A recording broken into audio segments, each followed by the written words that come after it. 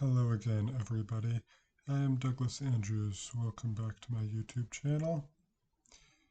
This is part 3 of my series of discussing all of the celebrities who appeared in the 2024 Madame Tussauds Hot 100. I recommend watching the first 2 parts first. If you have not already, I am going through the celebrities on the list in order of birth, so you can find some of the older celebrities in the earlier parts. Before I begin, however, I have a few disclaimers to make that apply to all 3 parts and will apply to the parts in the future, because I did not think to say this for the first 2 parts.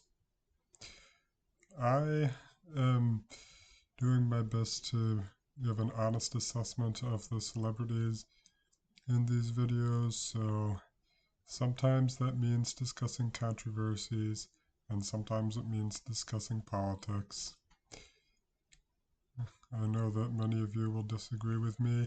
If you do, then feel free to give your opinion civilly in the comments. And I would love to see healthy debate here. And you can also skip to a particular celebrity by viewing the timestamps in the description. I have said this because the analytics of my first part suggest that audience retention was low, and I thought that either of these might have been a factor for that. I also have a post on my posts tab where you can give suggestions for the 2026 Hot 100. Merlin Entertainments did not release one for 2026 itself, so I have been trying to do that, but I will need your help in doing so. So please check that out if you have not already, and give suggestions for who should make the list. There are further guidelines there. After I have finished the videos for both the 2024 and 2025 series, I will compile all the 2026 list and include that in a video, or maybe several. Before I begin, I also want to say something that I wanted to say in part 2, but that I could not fit in there because I use Microsoft Clipchamp to edit my videos, and this would not have fit in a text box going over 300 characters, and it would have interrupted my timeline if I filmed a new segment. So regarding Reese Witherspoon and her book club, Reese's Book Club, I want to say that I applaud her for that. Many of us have heard about the literacy crisis affecting young Generation Z and Generation Alpha, but not too many people seem to be noticing that literacy is even declining among adults right now. And yes, I know that Reese's Book Club is more about raising awareness of female authors, but I appreciate that she is encouraging people to read it all. Well, I am a bibliophile myself, and it bothers me that nowadays new books only seem to get attention when they get adapted to Netflix or film or similar, and not so much before then. And maybe in another video I can talk more about books, but that would be off topic for today. Okay, now that I have that out of the way, I can start part 3. Number 21. In the category of actors, Michael B. Jordan, born February 9th, 1987. U.S. actor and director Michael is best known to audiences for his two Black Panther films and for boxing film series Creed. The first film came out in 2015, followed by 2018's Creed 2 and 2023's Creed 3.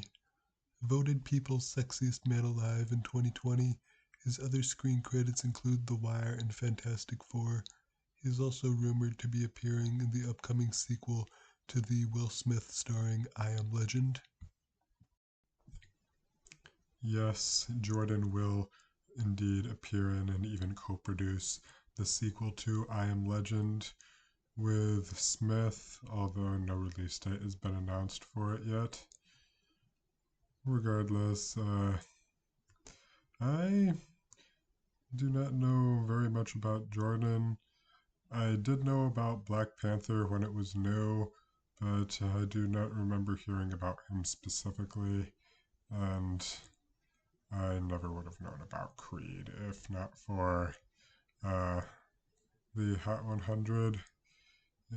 I never thought very highly of Black Panther.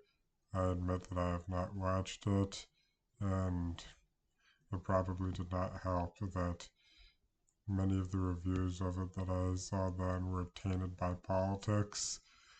Of course, it would be folly to blame all of that on Jordan because many people can be blamed for that, although Jordan is probably one of them. And I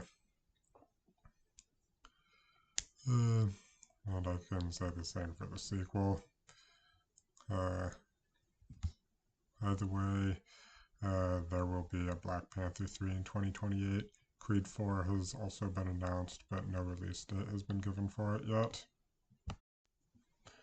I was also wary of Jordan while I was researching for this video, after I found that he was in the 2013 film Fruitvale Station, which was about the 2009 fatal shooting of Oscar Grant. To clarify, however, Grant was not murdered. His death was a manslaughter, and the officer who killed him, Johannes Mazerla, was rightfully found guilty of such. His case was one of the early Black Lives Matter cases before the movement even came to fruition. I have nothing but disdain for BLM for several reasons, including its racialization of police brutality and perpetuating falsehoods in such cases many times. And of course, the movement also came under fire a few years ago due to the usage of its funds. But that is a topic for another video, and I probably could talk all about it in another video too. Regardless, I do not know that I really could hold anything against Jordan specifically, mostly because I just do not know his work and him well enough. Many of the first times that I had heard of him were just in reference to him relative to the basketball player of the same name, and the reason why the actor must use his middle initial, which stands for Bakari, by the way. The basketball player's middle name is Jeffrey. Incidentally, there is a wax figure of Michael B. Jordan, but not from Madame Tussauds. I do not know where it is. It went up in 2022, and this image of it is from X. The citation is in the description. Back then, it made the rounds for being a very bad replica of him. How many of you agree? Number 22. In the category of actors, Wang Ziwen, born February 28th, 1987. Also known as Olivia Wang and Ava Wang, this Chinese actress has amassed 18 film credits since 2006. Among her best-known films are Ode to Joy, When a Snail Falls in Love, and The Yin-Yang Master, Dream of Eternity. She has 3 TV shows slated for 2024, Three Body, Never Too Late, and Sweet and Cold, not to mention a Forbes China Celebrity 100 list mention under her belt. The blurb made an error. Ode to Joy and When a Snail Falls in Love are actually television series, not films. And incidentally, in my journal, I had written the blurb as When a Snail Finds Love and noted in my commentary that it is Falls in Love. Yeah, I was writing from a different branch's site though. Oh, that had the wrong title. Oh, nowadays, however, I have to consult the Singapore branch's site to see the 2024 list because most of the others replaced the 2024 list with the 2025 list when that one came out. The Singapore branch, however, still has both. Could have something to do with the fact that it was on the blog on the Singapore site the 2024 list was, rather than news, as 2025 would later be across all sites, and also 2024 was among most of the Western ones. Regardless, because she is Chinese, I cannot tell you very much more about Wang than Merlin Entertainments already has. I can, however, tell you that in the summer of 2024, she got a wax figure at Madame Tussauds Shanghai as her three-body character, Ye Wenjie, similar to how Yu Heiwei got one as his character Shi Qiang from that series, as I mentioned in part 1. I also could not find any information about Never Too Late or Sweet and Cold. Even now, never mind in 2024. Although, as I had written in my journal then, this discrepancy and the aforementioned When a Snail Falls in Love versus Finds Love discrepancy may be due to a translation error.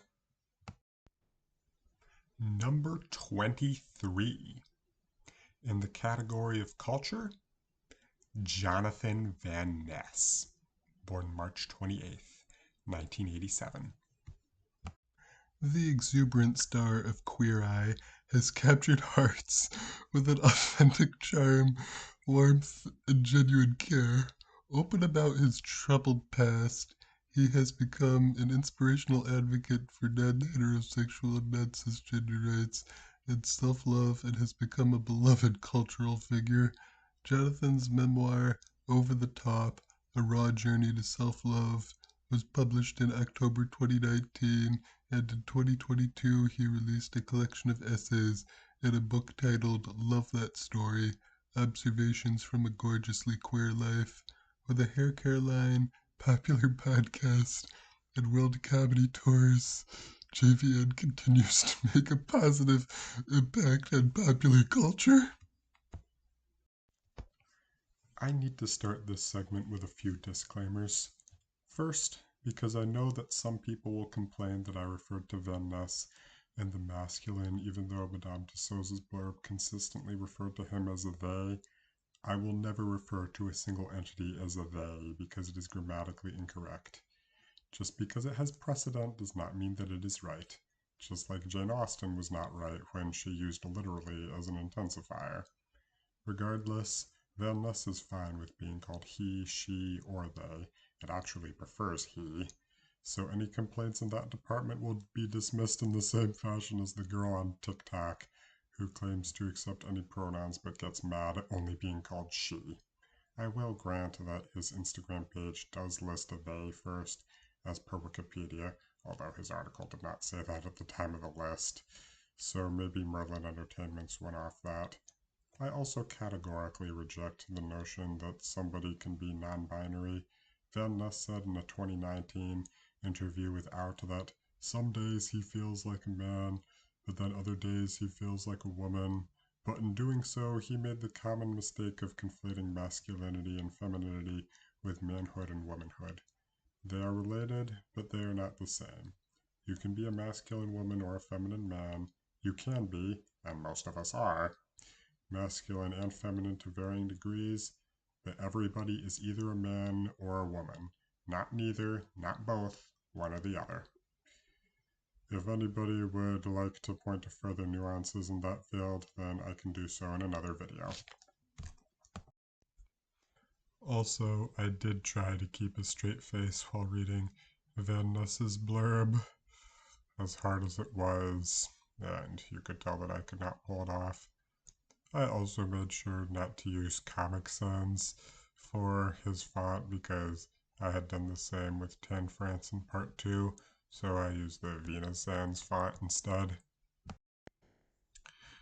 Now, to get serious again, I want to say that there are some things about Van Ness that I can genuinely admire, like him working to turn his life around after he was addicted to drugs and being open about having psoriasis and HIV, but as I have already demonstrated in this segment, the good is not enough to outweigh the bad, so I'm not clamoring for him to get a wax figure.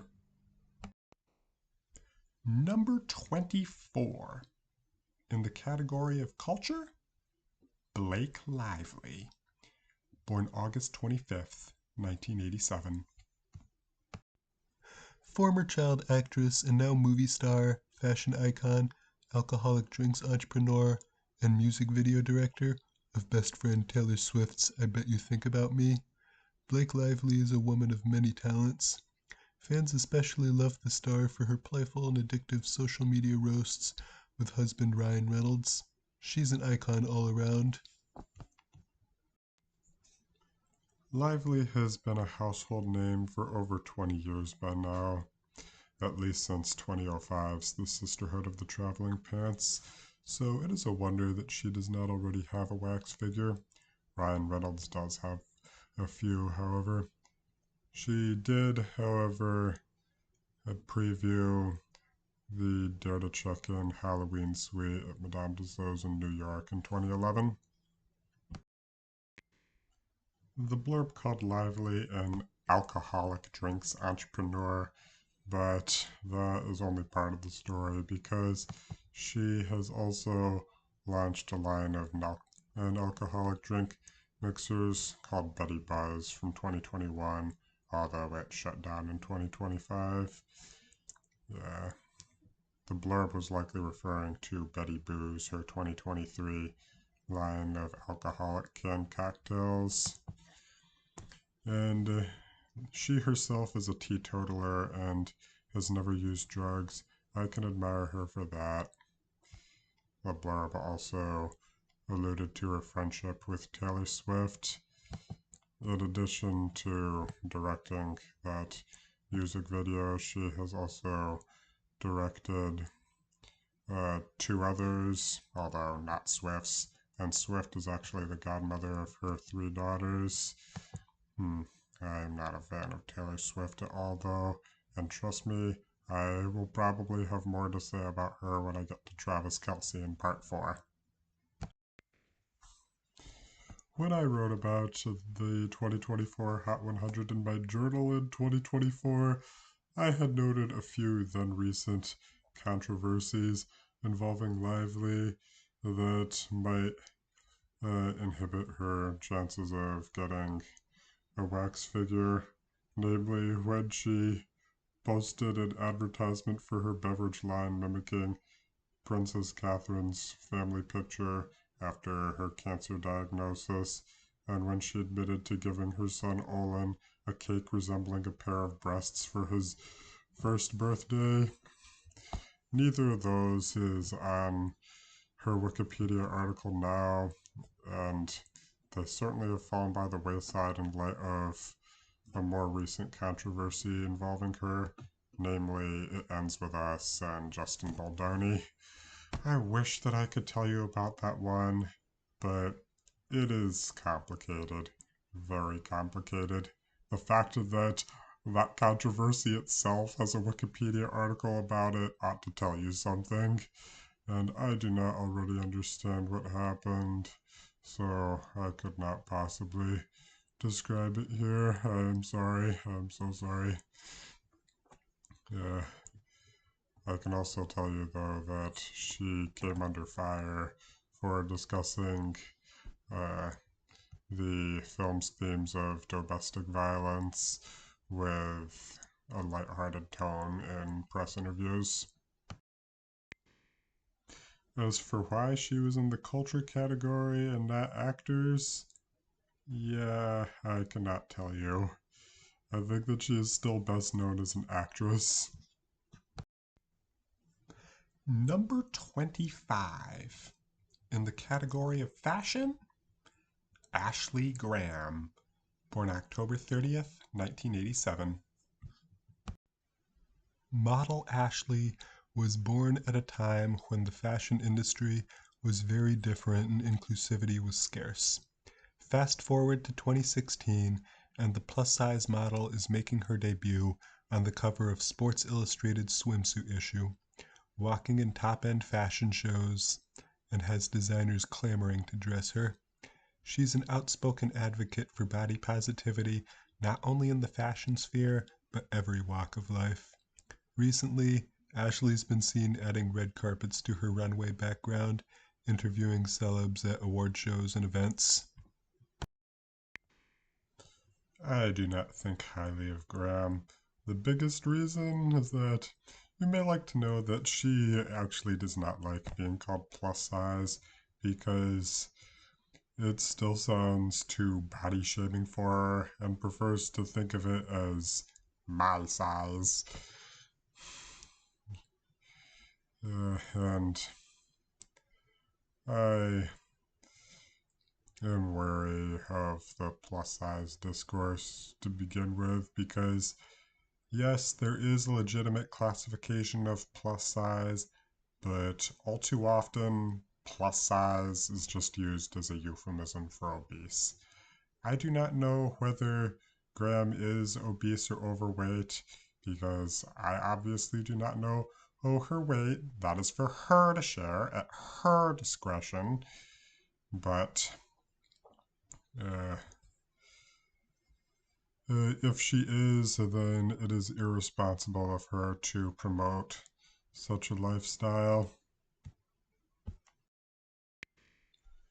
If you ask me to say something positive about Graham, then maybe I could point to her openness about cellulite.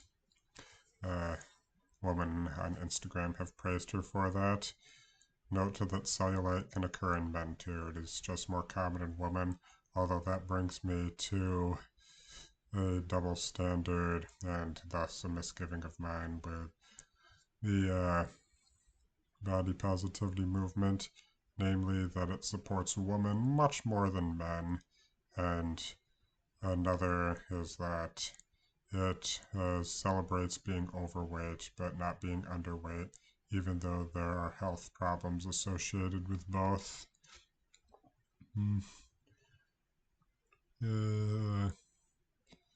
I would not be too surprised to see Graham get a wax figure, but I am not clamoring for it. I've probably said that many times already, and I'm only a quarter through the list now. Number 26. In the category of fashion, Liu Wen, born January 27th, 1988. This supermodel boasts a career of firsts. The first Victoria's Secret runway star, that was an error on Merlin Entertainment's part. It should read the first Chinese Victoria's Secret runway star, the first Chinese model to walk for the Victoria's Secret fashion show anyway. The first Asian rep for Estee Lauder, and the first Chinese model to appear on the cover of American Vogue 3 times. Her almost 2-decade spanning career is showing no signs of letting up, as she's a staple for Alexander McQueen and Miu Miu. It's no wonder that she has one of the biggest social media audiences in the modeling world. Liu was also the first Asian model to appear on Forbes' list of highest paid models. I thought that I would mention that because her Wikipedia article said it.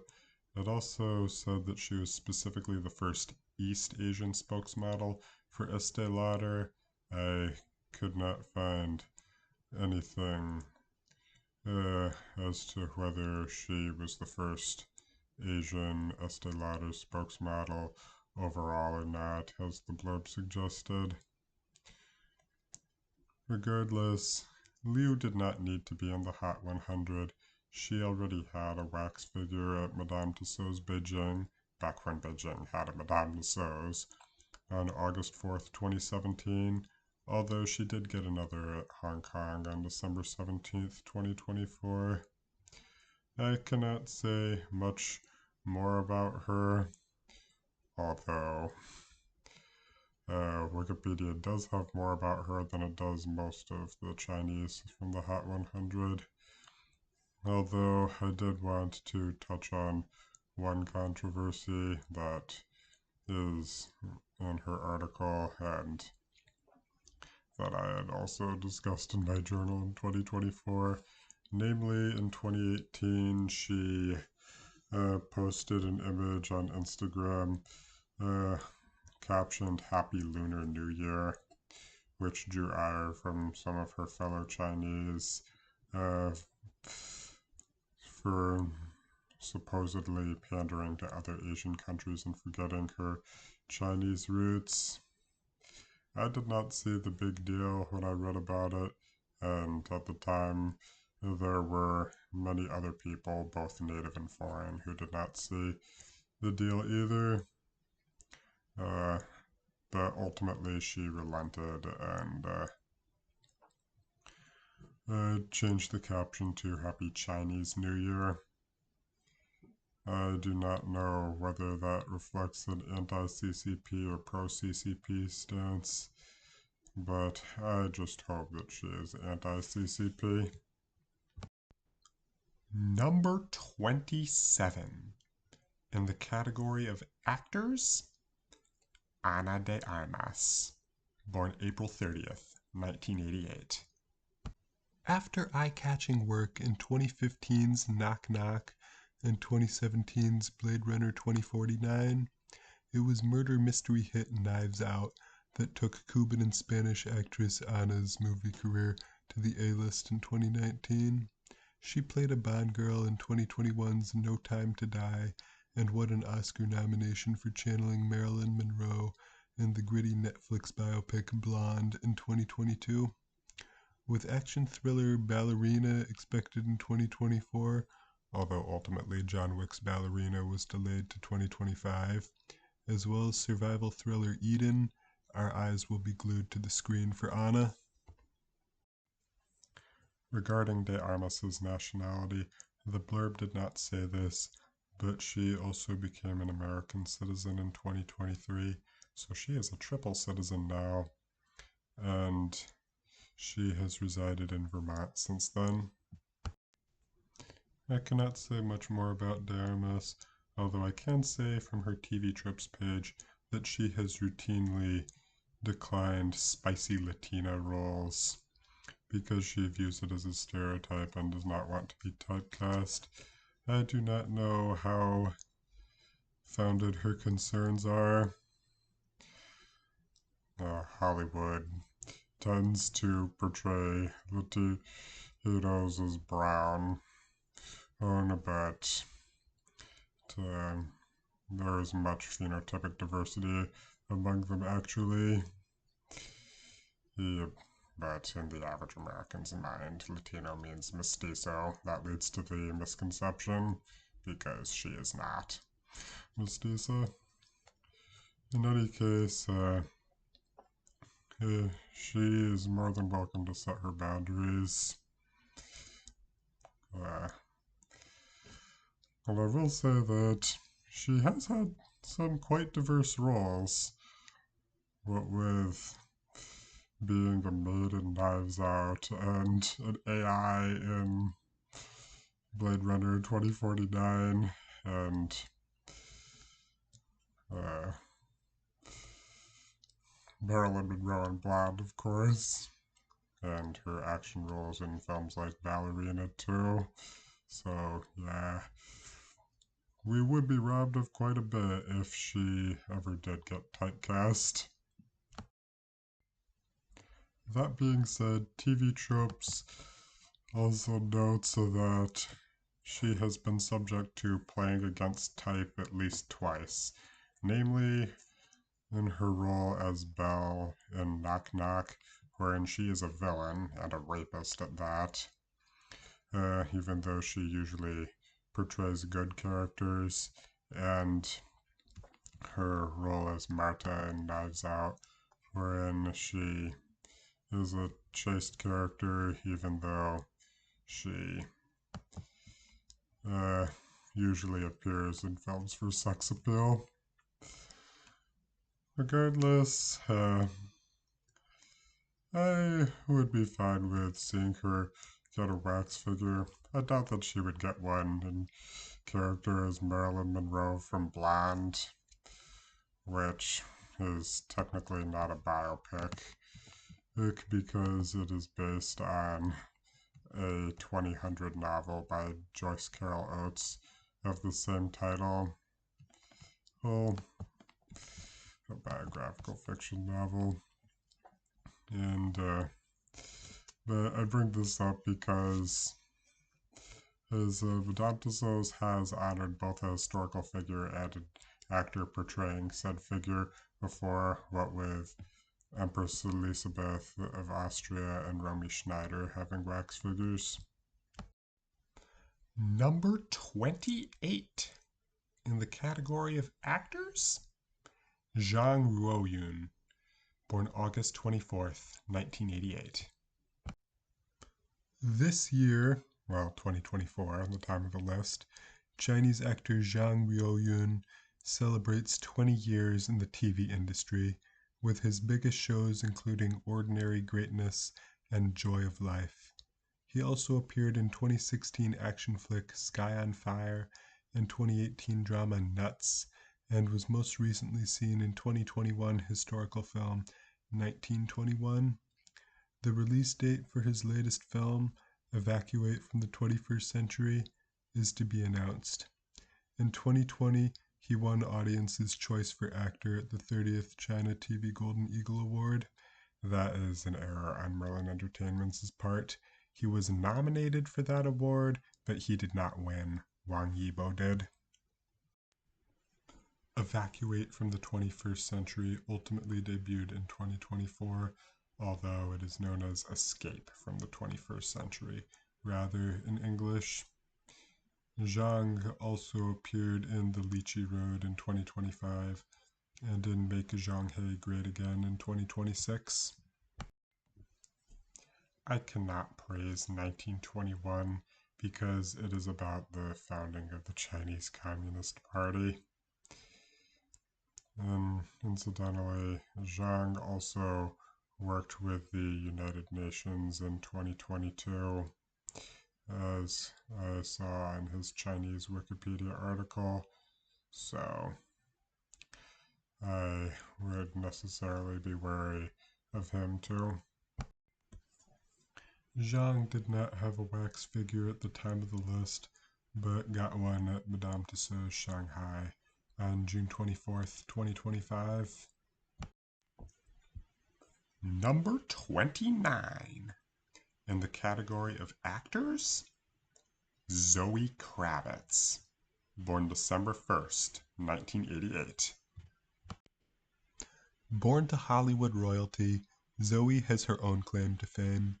As an actress in blockbuster hits like the Fantastic Beasts film series, Big Little Lies, and 2022's The Batman, a fashion icon in global campaigns for brands like Tiffany & Company, YSL, that is Yves Saint Laurent, and Balenciaga, and one of Time Magazine's most influential people in 2022, she's here to stay. We'll be keeping a close eye on her upcoming directorial debut project and how she wows us next. Zoë Kravitz has not been at Madame Tussauds yet, but her father Lenny has had wax figures at the branches in Amsterdam, New York, and Prague, at least. Her mother, Lisa Bonet, has never been at Madame Tussauds either. Despite the fame of both of Zoe's parents, especially her father, I do not think that I knew about her until I saw Morphe_me's image merging her with Catwoman, one of her most prominent roles in 2023. I may have known about her before then, but I do not remember. Regardless, regarding Kravitz's character, she has been embroiled in a few controversies, such as when she said at age 24 in a 2013 interview that she found then 14-year-old Jaden Smith handsome, and said that she would hang out with him when he got older before realizing that that was inappropriate because he was underage. It could be argued that that controversy has passed its statute of limitations, but I think that a double standard is in effect here, because I do not think that a man making comments like that about a girl would have been forgiven for them after any amount of time. Her directorial debut mentioned in the blurb, by the way, was Blink Twice, which debuted in August 2024. She wrote the script for it with E.T. Feigenbaum and also appears in the film herself as an unnamed swanky stewardess. Maybe she will have a wax figure soon. I could see it going either way. I do not know whether I would have a strong reaction into her getting one or not. Number 30. In the category of music, Yim Si-wan, born December 1st, 1988. South Korean singer Yim made his name in K-pop boy band ZEA. As an actor, he gained global recognition when his South Korean TV show Run On dropped on Netflix. He'll sing the official theme song for the World Team Table Tennis Championships in 2024 and will have a role in Season 2 of another Netflix sensation, Squid Game. From music to acting, there's not much that Yim can't conquer. You may have noticed that Zoë Kravitz and Yim Si-wan were born on the same day. I put Kravitz's segment in here first, however, because she comes first alphabetically. That is not to say that this matter was never vague, however, because Yim's Korean family name can also be transliterated as Im, which would go before Kravitz. Indeed, sometimes while writing material pertaining to the 2024 Hot 100, I would put Im first, because his Wikipedia article rendered his name as Im at the time, but moved it back to Yim on December 16th, 2025. The Hot 100, however, rendered his name as Yim, and most material about him on Madame Tussauds' official site did the same, although when he got his wax figure, I remember that it was announced with the Im name, although that seems to have changed by now. For now, however, I will consistently refer to him as Yim Si-wan, and thus put him after Kravitz. Now, I cannot tell you much about Yim's career personality, although I can tell you that, as I mentioned, he got a wax figure at Madame Tussauds Hong Kong on June 5th, 2024, after appearing on the Hot 100. I have never cared for K-pop, and I heard about Squid Game when it was new, and it was never going to be my cup of tea, so none of his media is anything that I would consume, although I guess that I can appreciate that he has made some philanthropic endeavors that have nothing to do with the UN. And that is it for part 3. Thank you for watching. Please leave your suggestions for the 2026 list on my posts tab, and leave your thoughts about the celebrities in this video here. Comment, like, subscribe, share. Please feel free to do all of those if you like. And I will see you again in part 4.